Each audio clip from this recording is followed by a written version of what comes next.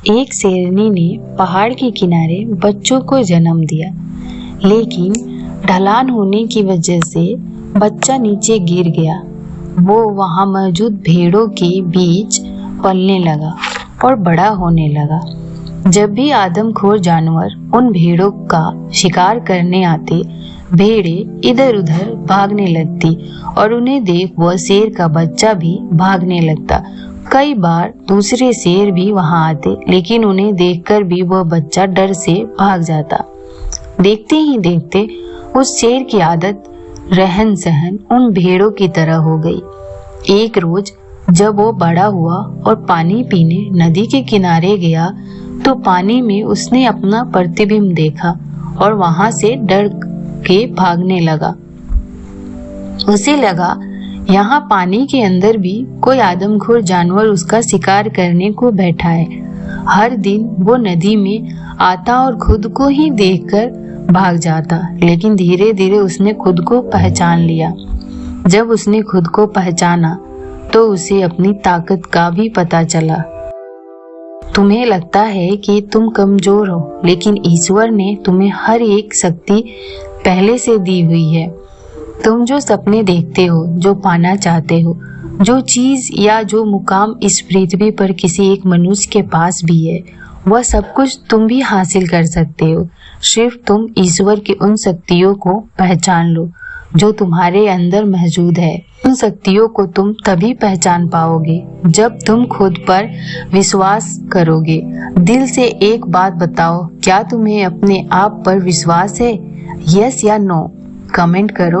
अगर तुम खुद पर विश्वास कर सकते हो तो कुछ भी हासिल कर सकते हो। एक गांव में एक किसान रहता था। वह दिन भर खेतों में मेहनत करके अपने परिवार का गुजारा करता था। उस किसान के माता पिता भी गरीब थे और वो भी अपना जीवन गरीब में ही बिता रहा था। बच्चों की उम्र के साथ साथ उनका खर्च भी बढ़ रहा था। वह अक्सर सोचता रहता था कि जीवन कितना कठिन है। एक समस्या खत्म होने का नाम ही नहीं लेती, उससे पहले दूसरी समस्या सर पर आकर बैठ जाती है। मेरी पूरी जिंदगी तो इन समस्याओं को हल ही करने में निकल जाएगी। उसके गांव में एक प्रसिद्ध महात्मा रहते थे। उसने सोचा क्यों न उस महात्मा के पास जाकर उसे अपनी परेशानी बताई जाए। एक दिन वह उस महात्मा के पास गया। उसने उस महात्मा को अपनी सारी परेशानी बताई। सबको सुनने के बाद महात्मा हंसने लगे।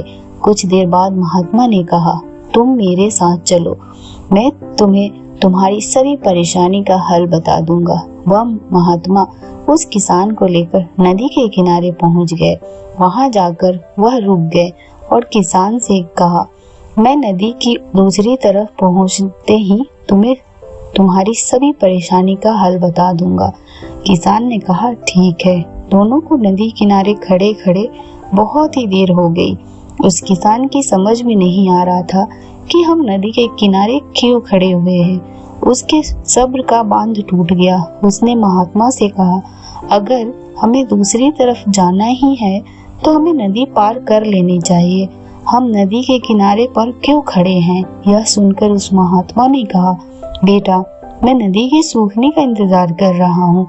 जब नदी का पानी पूरी तरह से सूख जाएगा तब हम नदी पार करके दूसरी तरफ चले जाएंगे। ये सुनकर वह किसान बोला, नदी का पानी तो कभी भी नहीं सूखेगा। इस बात को सुनते ही महात्मा हंसने लगे। उन्होंने कहा, यही तुम्हारी सभी समस्या का हल है। हमारा जीवन भी इस नदी की तरह ही है और समस्या इस पानी की तरह है। जब तुम जानते हो कि नदी का पानी नहीं सूखेगा तो तुम्हें खुद ही प्रयास करके नदी पार करनी होगी। अगर तुम किनारे पर बैठकर नदी सूखने का इंतजार करते रहोगे तो तुम्हें जीवन भर किसी भी सुख की प्राप्ति नहीं होगी। दोस्तों, इस स्टोरी से मैं आपको ये समझाना चाहती हूँ कि आपके जीवन में समस्या कभी भी खत्म नहीं होगी। समस्याओं से घबराना नहीं। अगर जिंदगी में कुछ करना है तो आपको उन्हीं समस्याओं का सामना करके आगे बढ़ना होगा। आप इस समस्या से जितनी दूर भागोगे यह उतनी ही ज्यादा बढ़ेगी। इन्हें खत्म करने का एक ही तरीका है, डटकर इनका सामना करो। एक घने जंगल में एक प्रसिद्ध ऋषि रहते थे, जिनकी विशेषता ये थी कि उनके सामने जो भी खड़ा होता था वो उसके मन की बात जान जाते थे।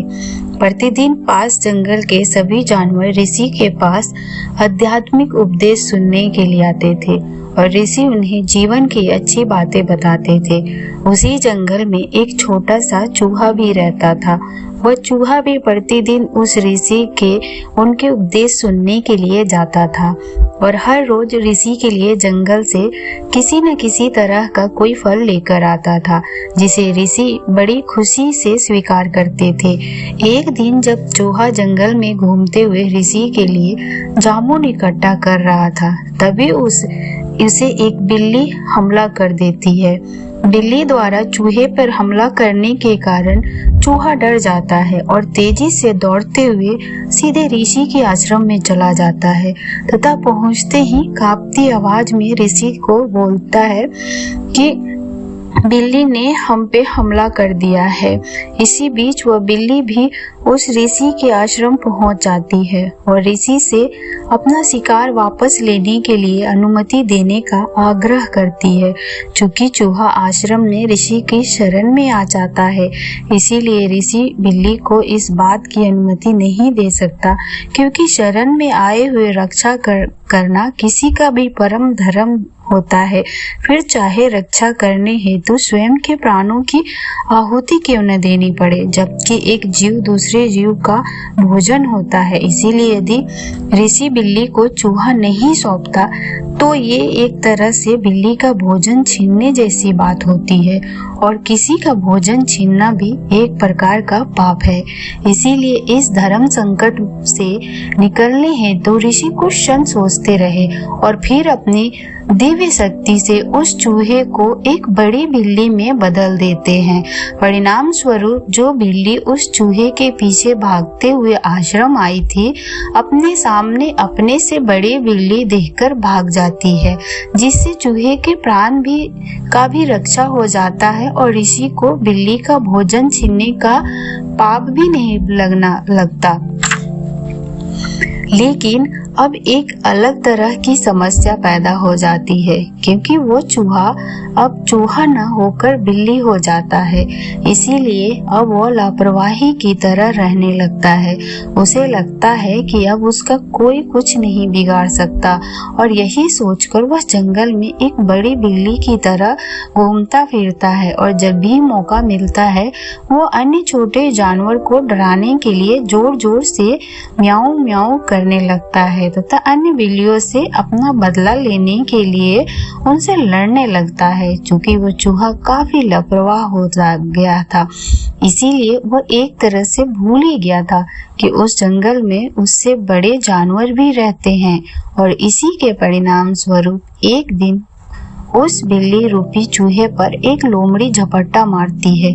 वो चूहा फिर से अपनी जान बचाकर डर के मारे तेजी से भागते हुए ऋषि के आश्रम पहुंचता है, जहां पीछे लोमड़ी भी पहुंच जाती है और पहले की तरह ही उस बड़ी बिल्ली को खाने हेतु उसे सौंपने के लिए ऋषि से प्रार्थना करने लगती है। ऋषि फिर से इस धर्म संकट में पड़ जाता है और उसने फिर से वही करता है जो पहले किया था, यानी इस बार वह उस चूहे को अपनी दिव्य शक्ति का प्रयोग कर एक बड़ी लोमड़ी में बदल देता है, जिसे देखते ही वो लोमड़ी भाग जाती है जो उसे पकड़ने ऋषि के आश्रम में आई थी। अब वह लोमड़ी रूपी चूहा भी जंगल में घूमने लगता है और पहले से भी ज्यादा लापरवाही की तरह रहने लगता है, बल्कि अपने से छोटे जानवरों पर और ज्यादा अत्याचार करने लगता है, क्योंकि उसे लगता है कि उससे ज्यादा ताकतवर जानवर और कोई नहीं हो सकता। तभी एक दिन एक बाघ उस लोमड़ी रूपी चूहे पर झपट्टा मारता है। वह चूहा फिर से किसी तरह अपनी जान बचाते हुए भागते भागते ऋषि के आश्रम में आ पहुंचता है, जहां पहले की तरह ही इस बार बाघ भी उससे पीछे पीछे वही पहुंच जाता है तथा ऋषि से लोमड़ी को सौंपने की प्रार्थना करता है। ऋषि फिर धर्म संकट में पड़ जाता है और फिर से धर्म संकट से निकलने के लिए उस लोमड़ी रूपी चूहे को एक बड़े बाघ में बदल देता है। फलस्वरूप अपने सामने अपने से बड़ा बाघ देखकर वह बाघ जो उस लोमड़ी रूपी चूहे को पकड़ने आया था भाग जाता है। अब वो चूहा बाघ के रूप में बदल जाने के कारण अपने आप को उस जंगल का सबसे अधिक ताकतवर जानवर समझने लगता है और फिर से उस जंगल में घूमने के लिए जाता है। अनावश्यक रूप से अपने से छोटे जानवरों को डराता है और क्योंकि ऋषि केवल उसी के मन की बात समझ सकता था जो उसके सामने हो, इसीलिए ऋषि को पता ही नहीं होता कि वह चूहा कितना अत्याचारी हो गया है। वह बाघ रूपी चूहा जंगल का महाराजा तो बन जाता है, परंतु उसे एक चिंता हमेशा परेशान करती रहती है कि किसी दिन यदि उस ऋषि को पता चल गया कि वह जंगल का राजा बनकर अन्य जीवों के साथ दुर्व्यवहार कर रहा है अथवा यदि किसी के अन्य जानवरों के उसकी शिकायत उस ऋषि से कर दी तो वह ऋषि उसे फिर से चूहा बना देगा। इसीलिए उसके मन में विचार आता है कि यदि उस ऋषि को ही मार दिया जाए तो फिर से चूहा बनने का डर हमेशा के लिए खत्म हो जाएगा। और ये बात सोचकर वह ऋषि को मारने के लिए आश्रम पहुंचा। लेकिन जैसे ही वह बाघ रूपी चूहा ऋषि के सामने पहुंचा, ऋषि उसके मन की बात समझ गया और अपने दिव्य शक्ति से तुरंत उसे फिर से चूहा बना दिया। और जैसे ही वह फिर से चूहा बना, उसे अपनी मृत्यु दिखाई देने लगी, क्योंकि जितना अत्याचार उसने अन्य जीवों पर किया था उसके बदले वह जीव उसे जीवित छोड़ने वाले नहीं थे। और जिस उपदेश से वह ऋषि के आश्रम में आया था उसे जानने के बाद ऋषि भी उसे फिर से बड़ा जानवर बनाने वाले नहीं थे। इस कहानी से कई शिक्षाएं मिलती है। पहली ये है कि कभी भी किसी को भी आवश्यकता से अधिक शक्ति नहीं देनी चाहिए और यदि दी जाए तो उद्देश्य पूरा होते ही ले लेनी चाहिए। अन्यथा जिसे शक्तियाँ दी जाती है अक्सर वो उन शक्ति वाले को ही सबसे पहले नुकसान पहुंचाता है, जैसे कि वो चूहा उस ऋषि को ही जान से मारने के लिए पहुंच गया जिसने उसे बड़े जानवर में बदलकर शक्तिशाली बनाया था। दूसरी ये है कि जो शक्ति देता है यदि वह समझदार हो तो अंतिम कंट्रोल अपने पास ही रखता है और जब जरूरत पड़ती है उस अंतिम कंट्रोल से सारी शक्तियाँ ले भी सकता है, जैसा कि ऋषि ने किया। लेकिन के पास लोगों की मन की बात जानने की एक्स्ट्रा शक्ति न होती तो उस स्थिति में वो चूहा उस ऋषि को जरूर मार देता। इसीलिए देने वाले को अंतिम कंट्रोल हमेशा अपने पास ही रखना चाहिए ताकि जब जरूरत पड़े वो अपनी शक्तियाँ फिर से वापस ले सके। और तीसरी ये है, जब शक्ति मिलती है तो और अधिक विनम्र होने की जरूरत होती है, क्योंकि अधिक शक्ति के साथ ही अधिक जिम्मेदारियां भी आती है। यदि वह चूहा शक्तिशाली बनने के बाद अन्य छोटे जानवरों की रक्षा करता, न कि उन पर अत्याचार करता, तो उस स्थिति में उसके मन में कभी भी ऋषि को मारने का ख्याल न आता।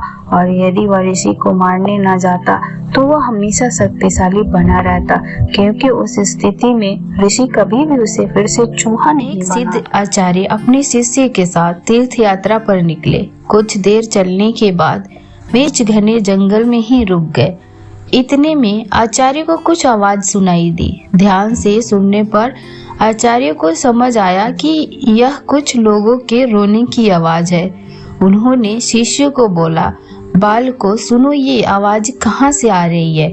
तब शिष्य एक दूसरे का मुंह देखने लगे, क्योंकि उन्हें कोई आवाज सुनाई नहीं दे रही थी। फिर भी गुरु जी के आदेश अनुसार उन्होंने थोड़ी दूरी पर आकर देखा, केवल आचार्य को ही एक गहरे अंधेरे कुएं से कुछ लोगों की रोने की आवाज सुनाई दे रही थी।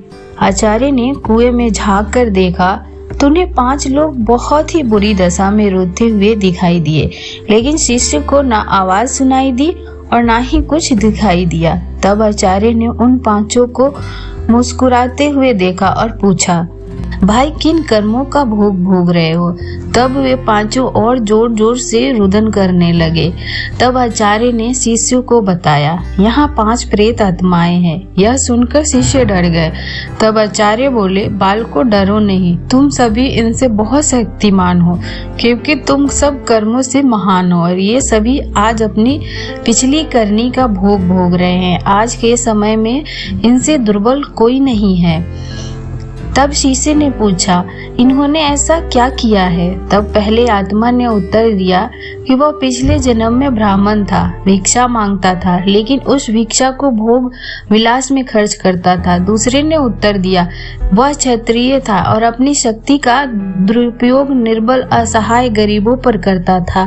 तीसरे ने उत्तर दिया कि वह बनिया था, वह खुद के फायदे की सोचता था और हमेशा मिलावट करके सामान बेचता था, जिस कारण से कई लोग मारे गए।